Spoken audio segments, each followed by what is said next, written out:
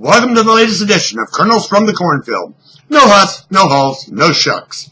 News with a dash of commentary to spice up your fare for Wednesday, June 25th, 2014. What's for dinner? All the major news net organizations are reporting blah, blah, blah, blah, blah. Even your ever-diligent Kernels is ladling up blah, blah, blah, blah, blah. Throwing in a pinch of salt and pepper now and then, we are still being fed blah, blah, blah, blah, blah. With that said, here's your daily regimen of blah.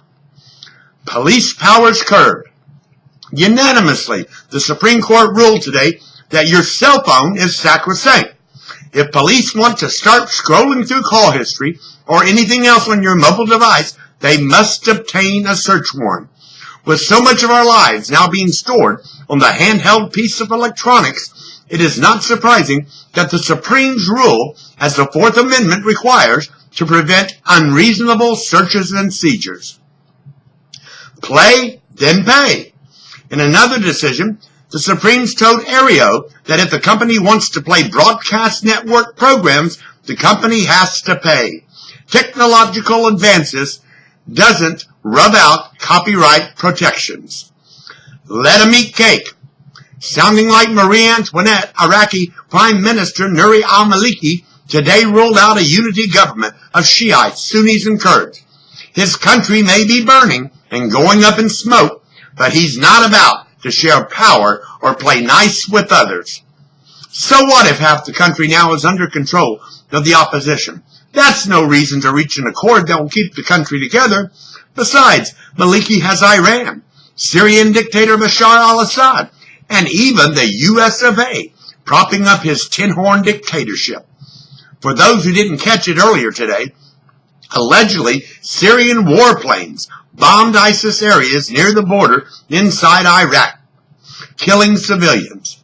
Syria, that's the nation embroiled in a civil war in which our government is supporting the rebels against that government.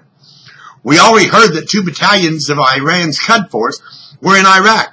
Today we are hearing that Iran is flying surveillance drones in the neighboring country as well. Cut the apron strings. Let Maliki twist in the wind. Ready for pasture? Apparently not. Republican Senator Thad Cochran beat back a challenge from Tea Party favorite Steve McDaniel in Mississippi Tuesday by reaching out to all voters, mainly black Democrats, to put him over the top. And in New York's Harlem district, it looks as if Charlie Rangel has won a ride back to Capitol Hill, even though his primary challenger is refusing to concede. Economic shrinkage. Blame the weather if you want, but it is being reported that the U.S. economy shrank 2.9% for the first quarter of 2014. That's the most dismal the economy has been since 2009. The stock market, however, continues on its merry way. It shrugged, then seemed to say, who cares about the GDP? Many Americans are still not feeling the economy has turned the corner for the better. Suing the president. House Speaker John Boehner, Republican from Ohio, announced that he will be going to court to get the third branch of government, the judiciary, to weigh in on the president's misuse of his executive branch authority to go around the legislative branch. Generally, the courts have been reluctant to step in such feuds between the two co-equal branches of government. Generally, the judiciary expects the legislative and executive to knock heads until a compromise is reached. Equality in the cornfield? Could it be true, or am I only dreaming? Did a federal judge strike down Indiana's law barring equality to long-term same-gender couples? U.S. District Judge Richard Young ruled the Hoosier law violated guarantees of equal protection and due process. The judge refused to stay his order, which is making same-gender marriages legal immediately in the cornfield. Also, the 10th District U.S. Circuit Court of Appeals has ruled that Utah's ban on equality is unconstitutional, confirming a federal judge's ruling back in December. This is the same court which will rule on the constitutionality of Oklahoma's ban on equality, which was also struck down by a federal judge. Utah is appealing the latest ruling directly to the Supreme Court. Stripped? The Russian parliament is reported to have stripped President Vladimir Putin of the authority to use force in and against Ukraine. Naturally, Putin's people are saying he asked the parliament to do that.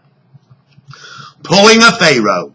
Reminiscent of Pharaoh first telling Moses to lead the descendants of Jacob out of Egypt, only to change his mind and try to stop the exodus with his chariots and horses, the Sudanese government, which released the woman who had been sentenced to death, rearrested the woman and her husband at the airport as they were leaving the country. Will a new international outcry rise to the heavens and Sudan once more agree to let her go?